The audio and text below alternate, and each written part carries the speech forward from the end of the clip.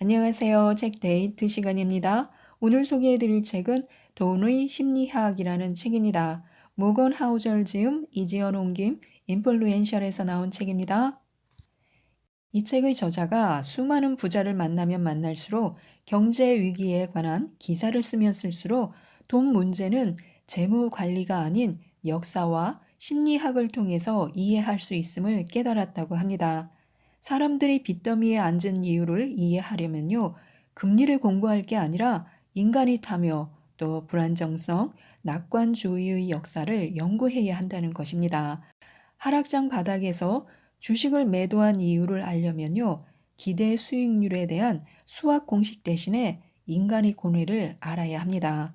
가장 크게 성공한 투자자, 가장 크게 파산한 투자자 모두를 만나보고 깨달은 한 가지는요, 진정으로 부를 이해하고 부를 얻고 싶다면요, 인간의 심리를 알아야 한다고 저자는 말하고 있습니다.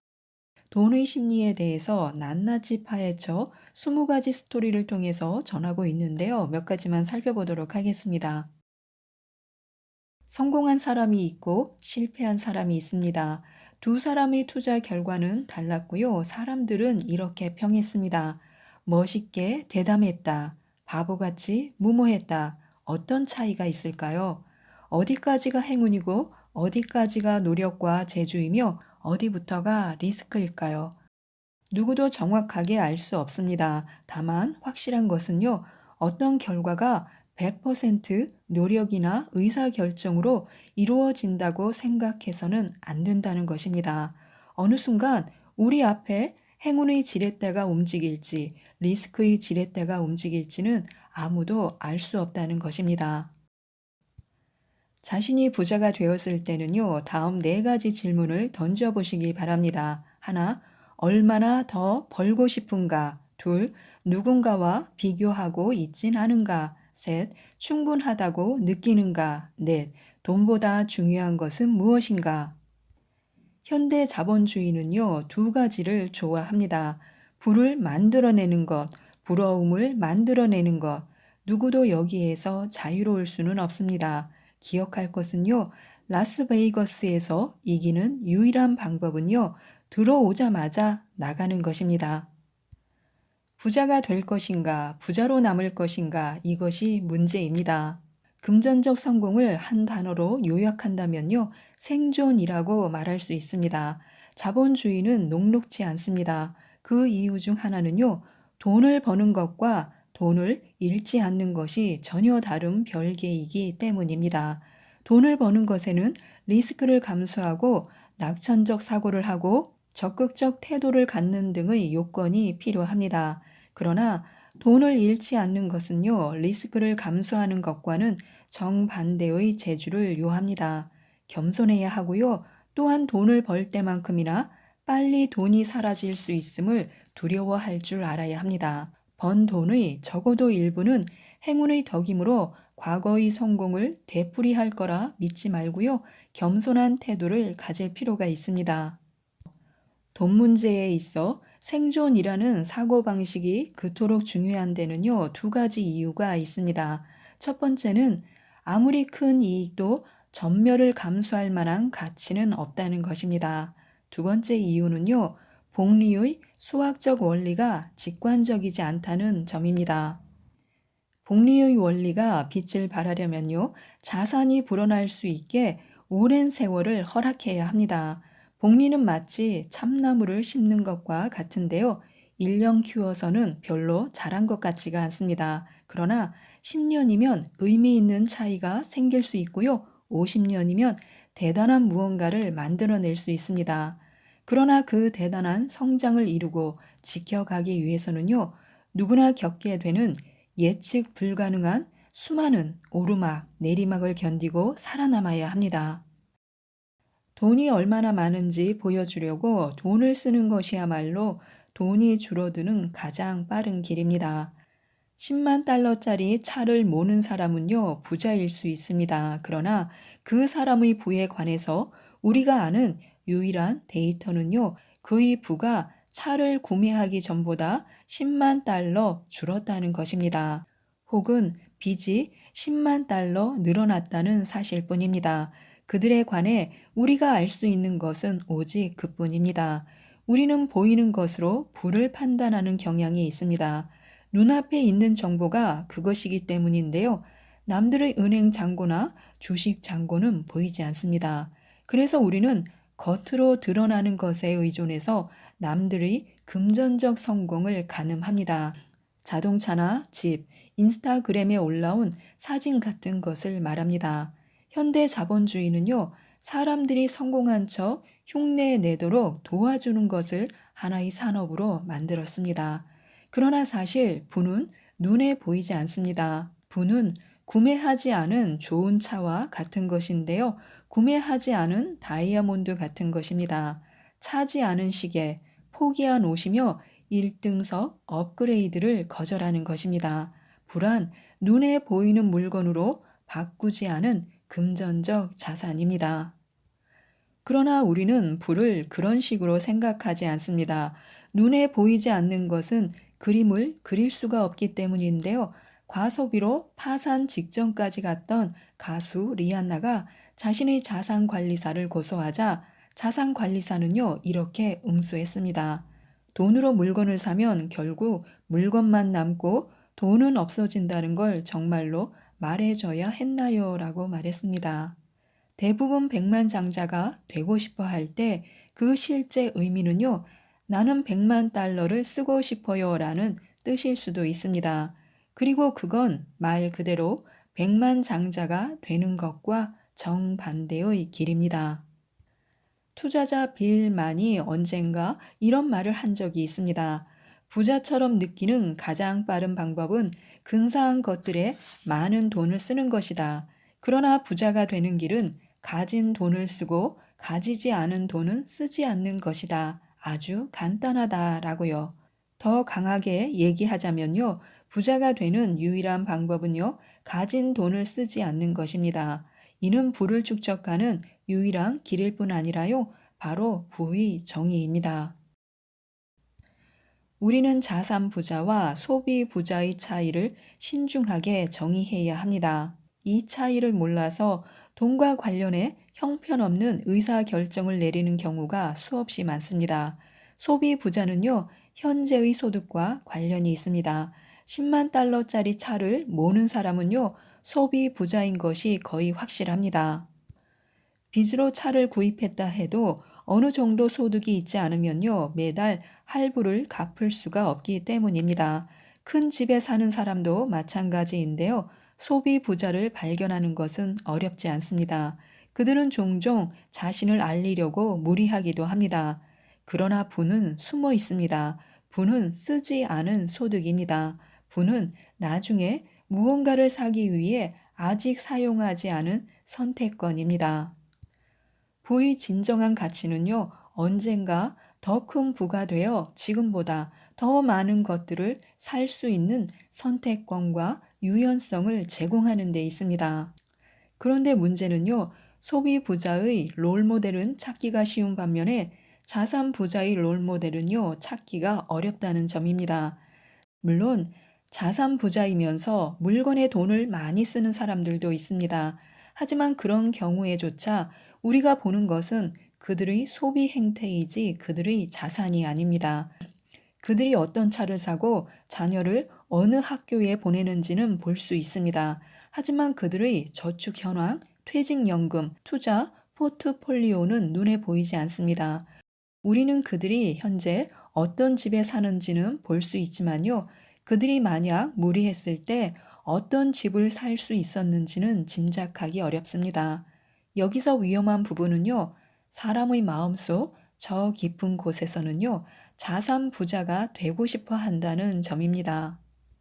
사람들은요, 자유와 유연성을 원합니다.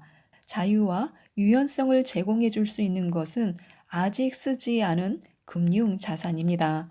그러나 돈을 갖는 것은 돈을 쓰는 것이라는 생각이 너무나 뿌리 깊게 박혀 있는 나머지 실제로 자산 부자가 되는데 필요한 제약이 어떤 것인지 보지 못합니다. 보이지 않으니까 배울 수가 없습니다. 사람들은요, 흉내 내기를 통해 무언가를 배웁니다. 그러나 보이지 않는 부의 속성은요, 그들을 따라 하거나 방법을 배우기 어렵게 만듭니다. 평생을 자벽부로 일하며 세상에 800만 달러를 남긴 로널드 리드는요, 그가 죽은 뒤에야 사람들의 금융 롤모델이 됐습니다. 그는 미디어를 통해 추앙되었고요, 소셜미디어에서 사랑받았습니다.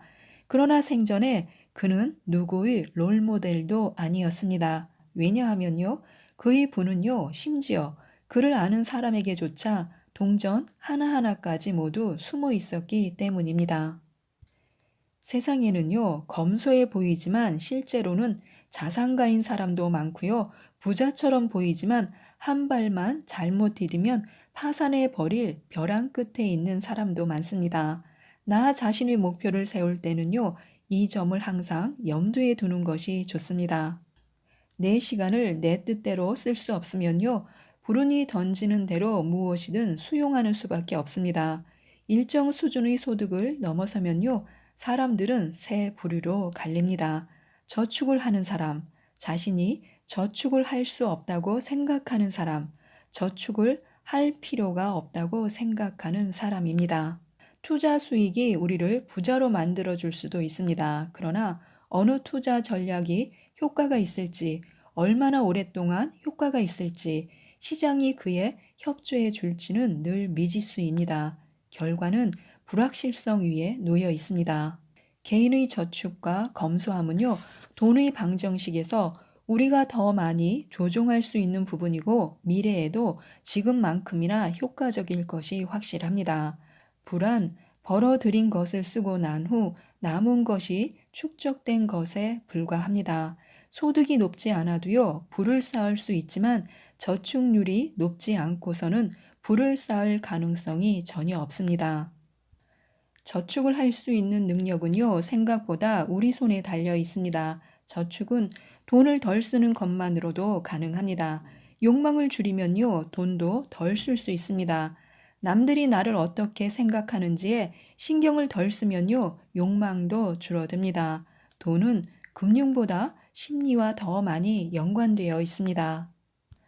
저축의 또 하나 좋은 점은요, 내 시간을 내 마음대로 할 수 있는 능력이 생긴다는 것입니다. 돈으로 살 수 있는 유형적인 것들은 누구나 알고 있습니다. 반면 무형적인 것들은요, 헤아리기가 어렵고 그래서 눈에 잘 띄지 않습니다. 그러나 저축의 뻔한 목표가 되는 유형적인 것들보다요, 돈이 주는 무형적인 혜택이 우리의 행복을 증진시키는데 훨씬 더 가치 있고 큰 도움이 됩니다. 지출 목표가 없는 저축은요, 우리에게 선택권과 유연성을 제공하며 내가 원하는 기회가 올 때까지 기다릴 수 있는 능력을 줍니다. 생각할 시간을 줍니다. 내 뜻대로 방향을 바꿀 수 있게 해줍니다. 저축하는 그 한 푼 한 푼은요, 다른 누군가가 가질 수도 있었던 미래의 포인트를 나에게 돌려주는 것과 같습니다. 은행에 있는 현금은 인생을 좌우하는 중요한 선택을 우리 스스로 할 수 있게 만들어줍니다. 은행에 있는 현금은요, 우리가 커리어를 바꾸고 싶을 때, 일찍 은퇴하고 싶을 때, 어떤 걱정으로부터 자유롭고 싶을 때 스스로 자유롭게 선택할 수 있는 여지를 줍니다. 이는 인생에 있어 대단한 혜택입니다. 시간을 마음대로 쓸 수 있는 그런 유연성이 있다면요, 황금 같은 기회가 눈앞에 뚝 떨어질 때까지 기다릴 여유가 있습니다. 이게 바로 저축의 숨은 혜택입니다. 저축이 있다면요, 간절한 순간 갑자기 찾아온 절호의 투자 기회를 잡을 수 있습니다. 지금부터는요, 돈에 대한 보편적인 진실 몇 가지를 알려드리도록 하겠습니다. 1. 일이 잘 풀릴 때는 겸손을 찾기 위해 노력을 기울이고 일이 잘못될 때는 용서와 연민을 찾기 위해 최선을 다해야 합니다. 겉으로 보이는 것만큼 좋은 경우도 나쁜 경우도 결코 없습니다. 세상은 크고 복잡합니다. 행운과 리스크는요, 모두 실제하며 식별하기가 어렵습니다. 예측할 수도 없습니다. 그래서 나를 판단할 때도 남을 판단할 때도 겸손을 찾고 용서와 연민을 생각해야 합니다. 행운과 리스크의 힘을 존중한다면요, 실제로 내가 통제할 수 있는 사항에 초점을 맞출 확률이 높아질 것입니다. 또한 올바른 롤모델을 찾을 확률도 커질 것입니다. 2. 자존심은 줄이고 부는 늘려야 합니다. 저축이란 자신의 자존심과 소득 사이에 생긴 틈이고요. 부는 눈에 잘 보이지 않습니다. 따라서 미래에 더 많은 것 혹은 더 많은 옵션을 갖기 위해서는요. 오늘 내가 살 수 있는 것을 사지 않을 때 부가 만들어집니다. 자신이 아무리 많은 돈을 번다고 해도 지금 당장 그 돈으로 누릴 수 있는 즐거움을 덮어두지 않으면요, 부는 절대로 쌓이지 않을 것입니다. 3. 밤잠을 설치지 않을 방법을 택해야 합니다. 돈을 관리함에 있어서는 밤잠을 설치지 않고 안심할 수 있는 방법을 찾아야 합니다.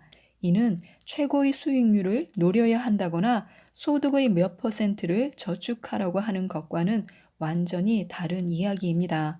어떤 사람은 최고 수익률을 올리지 못하면 잘 자지 못합니다. 또 어떤 사람은요, 보수적으로 투자해야만 제대로 휴식을 취할 수 있습니다. 누구나 자신만의 기준이 있습니다. 그러나 이게 내가 밤에 잘 자는데 도움이 될까라는 기준은요, 모든 금융 의사 결정에서 누구에게나 최고의 이정표입니다. 4. 시간을 보는 눈을 넓혀라. 더 나은 투자자가 되고 싶을 때 우리가 할 수 있는 가장 강력한 조치는요, 시간 보는 눈을 넓히는 것입니다. 투자에서 가장 강력한 힘을 가진 것은 시간입니다. 시간은 작은 것을 크게 키우고요, 큰 실수를 약화시킵니다. 시간이 행운과 리스크를 돌려놓을 수는 없지만요, 기다린 사람에게 그 가까운 곳까지 결과를 밀어줄 수는 있습니다. 5. 포트폴리오의 일부가 아닌 전체를 봐야 합니다. 많은 것이 잘못되더라도 개의치 말아야 합니다. 절반을 틀려도 여전히 큰 돈을 벌 수 있습니다. 왜냐하면 소수의 작은 것들이 다수의 결과를 책임지기 때문입니다. 투자나 비즈니스에서 뜻대로 되지 않는 것이 있어도요, 편하게 생각해야 합니다. 세상은 원래 그런 것입니다. 내가 잘하고 있는지 판단할 때는요, 개별 투자를 보지 말고 전체 포트폴리오를 살펴야 합니다. 투자의 많은 부분이 형편없더라도 몇 개만 뛰어나면 괜찮습니다. 6. 내 시간을 내 뜻대로 하는데 돈을 써야 합니다.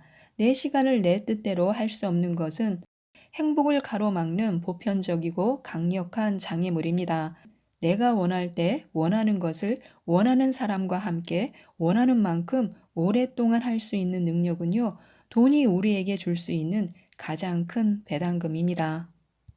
7. 남에게 더 친절하고 자신에게 덜 요란해져야 합니다. 자신이 가진 물건에 열광하는 것은요, 자기 자신뿐입니다.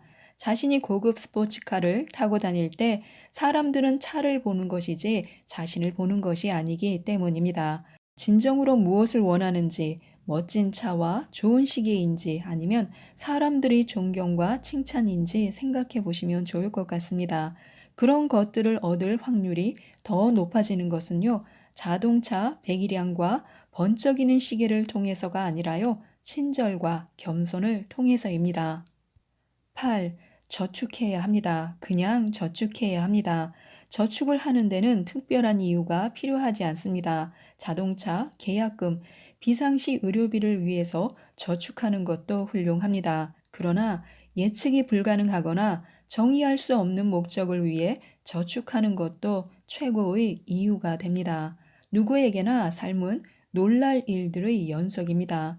특별히 용도를 정해두지 않은 저축은요, 최악의 순간 우리를 놀라 자빠지게 만들 수도 있는 사건에 대한 대비책입니다.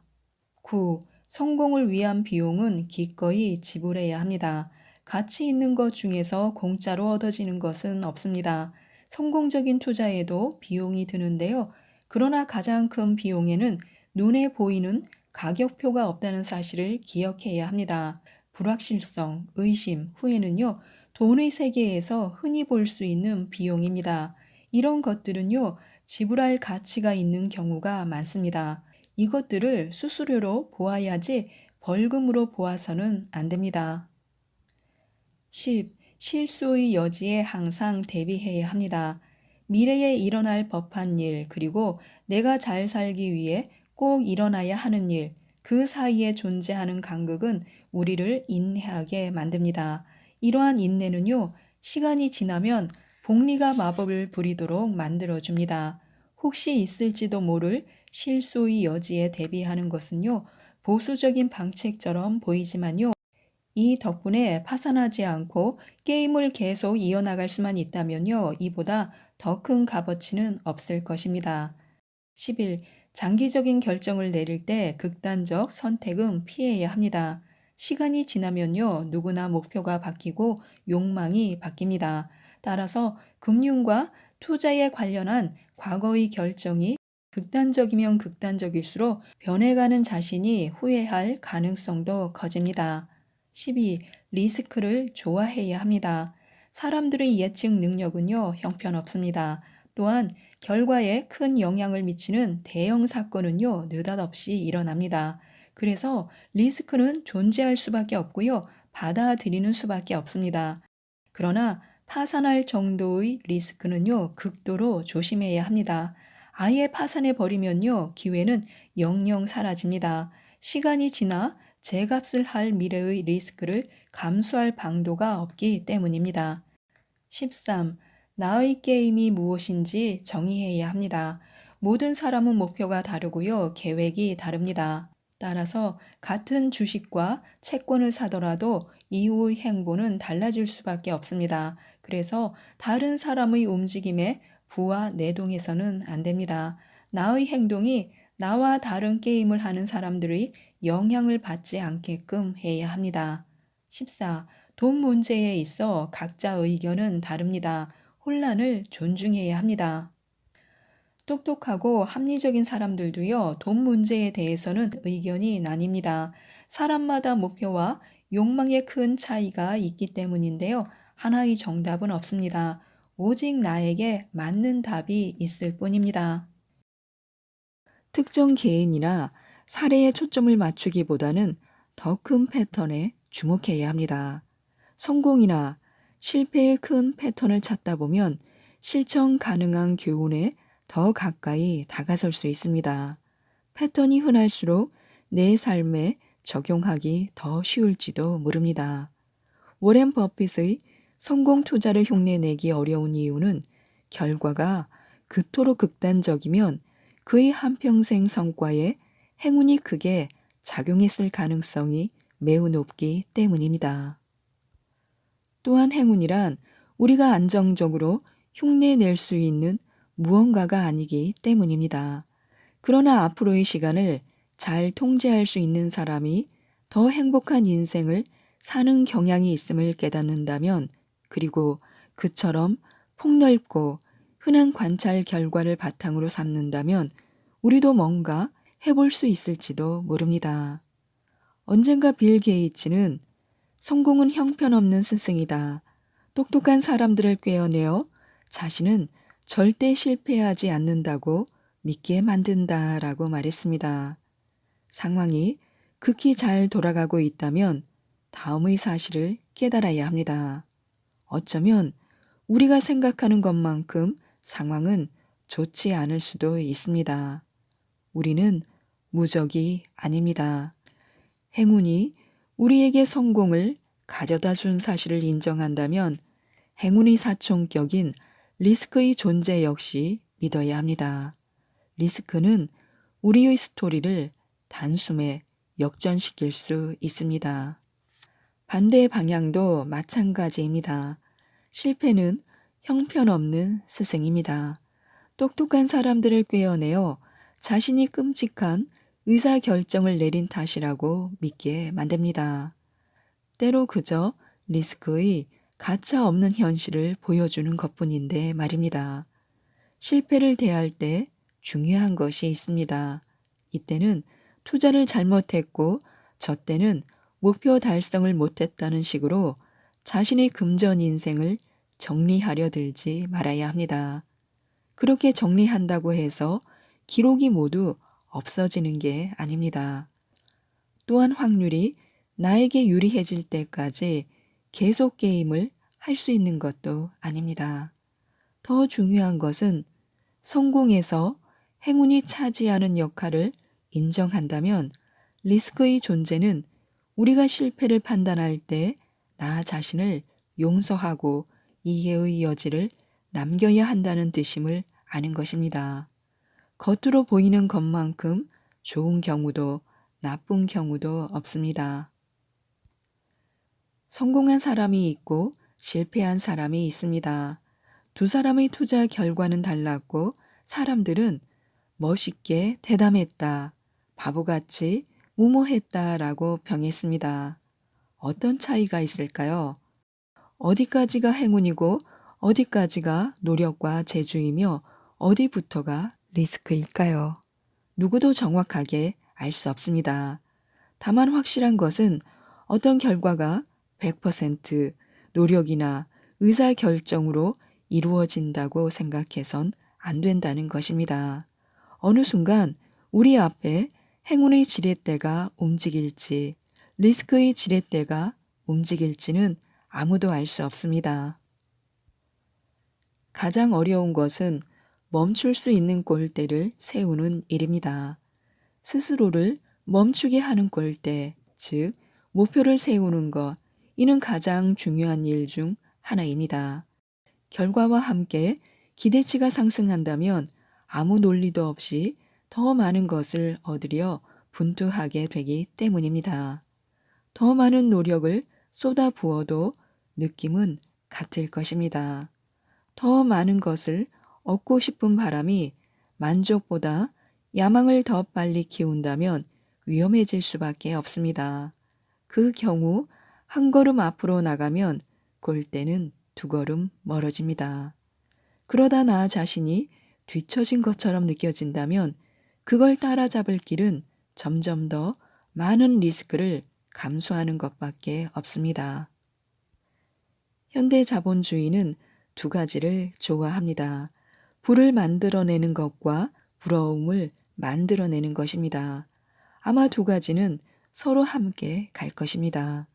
또래들을 넘어서고 싶은 마음은 더 힘들게 노력하는 동력이 될 수 있습니다. 그러나 충분함을 느끼지 못한다면 삶은 아무 재미가 없습니다. 사람들이 흔히 말하듯이 결과에서 기대치를 뺀 것이 행복입니다. 우리는 부자가 되어 부자로 남고 싶습니다. 부자가 되는 방법에는 100만 가지가 있고 그 방법을 다룬 책도 많습니다. 그러나 부자로 남는 방법은 하나뿐입니다. 겸손함과 편집증이 어느 정도 합쳐져야 합니다. 자본주의는 녹록지 않습니다. 그 이유 중 하나는 돈을 버는 것과 돈을 잃지 않는 것이 전혀 다른 별개이기 때문입니다. 돈을 버는 것에는 리스크를 감수하고 낙천적 사고를 하고 적극적 태도를 갖는 등의 요건이 필요합니다. 그러나 돈을 잃지 않는 것은 리스크를 감수하는 것과는 정반대의 재주를 요합니다. 겸손해야 하고 또한 돈을 벌 때만큼이나 빨리 돈이 사라질 수 있음을 두려워할 줄 알아야 합니다. 번 돈의 적어도 일부는 행운의 덕이므로 과거의 성공을 되풀이할 거라 믿지 말고 겸손한 태도를 가질 필요가 있습니다. 복리의 원리가 빛을 발하려면 자산이 불어날 수 있게 오랜 세월을 허락해야 합니다. 10년이면 의미 있는 차이가 생길 수 있고 50년이면 대단한 무언가를 만들어낼 수 있습니다. 그러나 그 대단한 성장을 이루고 지켜가기 위해서는 누군가 겪게 되는 예측 불가능한 수많은 오르막, 내리막을 견디고 살아남아야 합니다. 오렌 버핏이 어떻게 그런 투자 수익률을 거두었는지 알아내려고 밤낮으로 매달릴 수도 있습니다. 그가 어떻게 최고의 기업과 가장 값싼 주식과 최고의 매니저들을 찾아냈는지 연구할 수도 있습니다. 이는 어려운 일입니다. 그런데 이보다 덜 어려우면서도 똑같이 중요한 일이 있습니다. 버핏이 무엇을 하지 않았는지 주목하는 것입니다. 워렌 버핏은 빚에 흥분하지 않았습니다. 그는 패닉에 빠져 주식을 파는 일 없이 14번의 경기 침체를 견디었고 살아남았습니다. 그는 자신의 사업적 명성을 더럽히지 않았습니다. 그는 한 가지 전략, 한 가지 세계관, 스쳐 지나가는 한 가지 트렌드에 집착하지 않았습니다. 그는 남의 돈에 의존하지 않았습니다. 그는 스스로를 녹초로 만들거나 중도 포기하거나 은퇴하지 않았습니다. 그는 살아남았습니다. 생존이 그의 장수 비결입니다. 장수는 복리의 기적을 일으킵니다. 바로 이것이 그의 성공을 설명할 때 가장 중요한 핵심입니다. 우리에게 돈이 있다는 것은 어떤 의미일까요? 매일 아침 일어나 나는 오늘 내가 원하는 건 뭐든 할 수 있어 라고 말할 수 있다고 상상해 보시기 바랍니다. 오직 부를 가진 사람만이 할 수 있는 말입니다. 부가 우리에게 주는 최고의 선물이 바로 이런 것입니다. 사람들은 더 행복해지기 위해 더 부자가 되려고 합니다. 행복은 복잡한 주제입니다. 사람은 모두 제각각이기 때문에요. 그럼에도 행복의 공통 분모가 하나 있다면 사람들은 자신의 삶을 마음대로 하고 싶어 한다는 사실입니다. 원하는 것을 원할 때 원하는 사람과 원하는 만큼 오랫동안 할 수 있는 능력은 가치를 매길 수 없을 만큼 귀한 것입니다. 이는 돈이 주는 가장 큰 배당금이며 엄청난 행운이고 행복입니다. 돈의 진짜 가치는 바로 여기에 있습니다. 월급보다도 집의 크기보다도 위신 있는 직업보다도 더 중요한 것이 있습니다. 원하는 것을 원할 때 원하는 사람과 함께 할 수 있다는 사실이야말로 사람을 행복하게 만드는 가장 뚜렷한 생활 양식상의 변수입니다. 돈에 내재하는 가장 큰 가치는 내 시간을 내 마음대로 쓸 수 있게 해준다는 점입니다. 이는 절대 과장이 아닙니다. 돈이 있으면, 즉, 아직 사용하지 않은 자산이 있으면 독립성과 자율성이 조금씩 쌓입니다. 언제 무엇을 할지 나에게 더 많은 결정권이 생긴다는 뜻입니다. 부를 갖는다는 것은 어느 정도의 부는 내가 아플 때 빈털터리가 되는 일 없이 며칠 일을 쉴 수 있다는 뜻입니다. 지금 이게 가능하지 않은 사람에게는 큰 의미가 있는 일입니다. 부가 그보다 조금 더 있다면 해고가 되더라도 좀 더 기다릴 수 있을 것입니다. 가장 먼저 찾은 일자리에 어쩔 수 없이 취업하는 것이 아니라 더 좋은 자리가 날 때까지 기다릴 수 있습니다. 이는 인생이 바뀔 만큼 중요한 일입니다.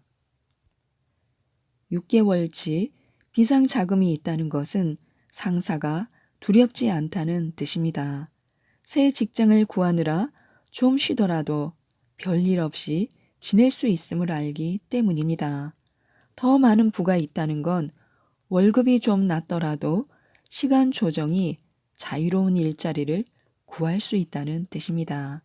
통근 시간이 더 짧은 곳을 택할 수도 있을 것입니다. 갑자기 몸이 아프더라도 치료비를 걱정하지 않고 해결할 수 있습니다. 필요할 때가 아니라 자신이 원할 때 은퇴할 수 있는 능력이기도 합니다. 이처럼 돈으로 시간과 선택권을 살 수 있다는 건 어지간한 사치품과는 비교할 수 없을 만큼 큰 가치입니다. 우리는 안전마진을 생각하고 실수에 대비한 여지를 마련해 둬야 합니다. 이는 평범한 사람들 또한 돈 관리를 할 때 중요하게 삼아야 할 교훈입니다. 알려지지 않은 리스크를 피하는 것은 이미 그 정의에서부터 거의 불가능합니다. 상상할 수 없는 일을 대비할 수는 없습니다.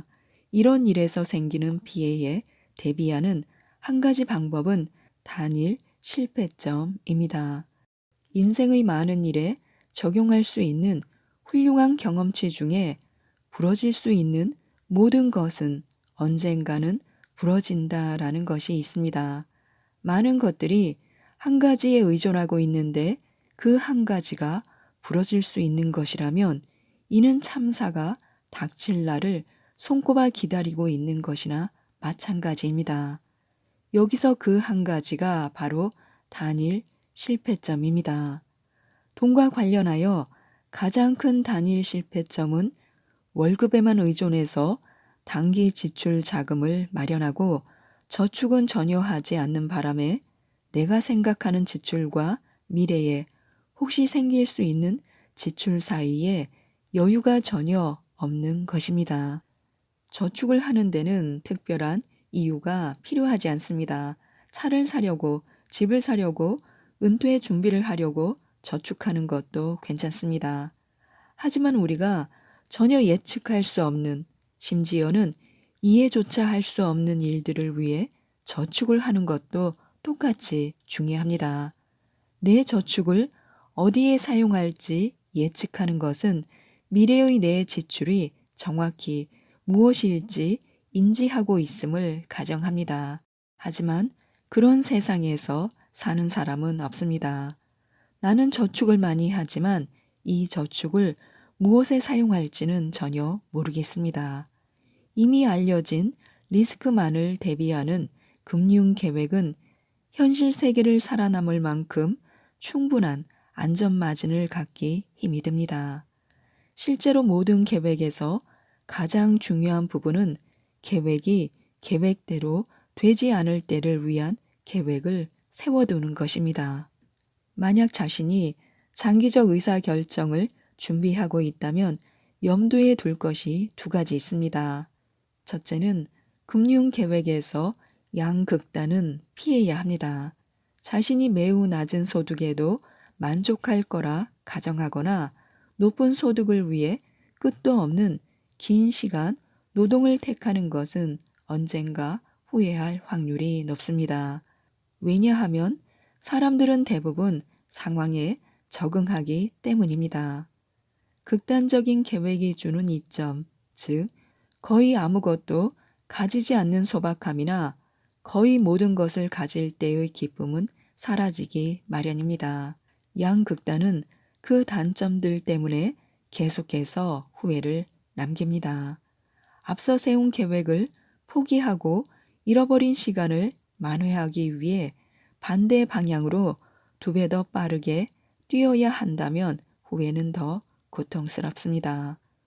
복리의 효과가 가장 잘 나타나려면 어느 계획이 수년 혹은 수십 년간 성장할 수 있는 시간이 주어져야 합니다. 이는 저축에만 해당하는 이야기가 아닙니다. 커리어나 인간관계에서도 마찬가지입니다. 끈기가 핵심입니다.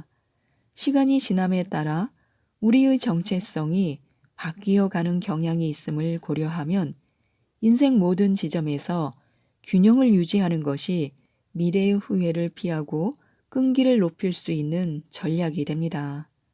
직장 생활을 하는 내내 적당한 연간 저축을 유지하고 적당한 자유 시간을 가지고 지나치게 긴 통근 시간을 만들지 않고 적어도 어느 정도의 시간을 가족과 함께 보내는 것을 목표로 잡아보시기 바랍니다. 이 중 어느 하나라도 극단으로 흐르는 경우보다는 내가 세운 계획을 고수하고 후회를 피할 가능성이 높아질 것입니다. 둘째는 우리의 마음이 변한다는 현실을 받아들여야 합니다. 내가 만난 직장인 중 몇몇은 매우 힘든 상황에 처해 있었는데 그들에겐 한 가지 공통점이 있었습니다. 만 18세 때 대학 전공에 따라 결정한 커리어를 자신이 고른 분야라는 이유만으로 줄곧 고수하고 있었던 것입니다. 우리가 역사가 끝났다는 착각이 존재함을 인정한다면 아직 합법적으로 술을 마실 나이가 되기도 전에 선택한 직업을 사회보장제도의 혜택을 받을 나이가 될 때까지 계속 좋아할 확률이 높지 않다는 사실을 깨달을 것입니다. 이때 요령은 변화라는 현실을 받아들이고 최대한 빨리 다음으로 넘어가는 것입니다. 내가 지금과 다른 사람일 때 세웠던 금융 목표는 생명 유지 장치를 달고 시간을 질질 끌 게 아니라 가차 없이 버리는 편이 낫습니다. 그것이 미래의 후회를 최소화하는 전략입니다. 더 빨리 이런 결단을 내릴수록 더 빨리 새로운 복리의 마법을 시작할 수 있습니다. 지금까지 이 책에 대해서 말씀드렸는데요. 돈은 사방에 있습니다. 우리 모두에게 영향을 미치고 대부분의 사람을 혼란스럽게 만듭니다. 돈을 생각하는 방식은 누구나 조금씩 다를 수 있습니다. 돈은 리스크나 신뢰, 행복처럼 삶의 다른 많은 영역에도 적용할 수 있는 교훈을 줍니다.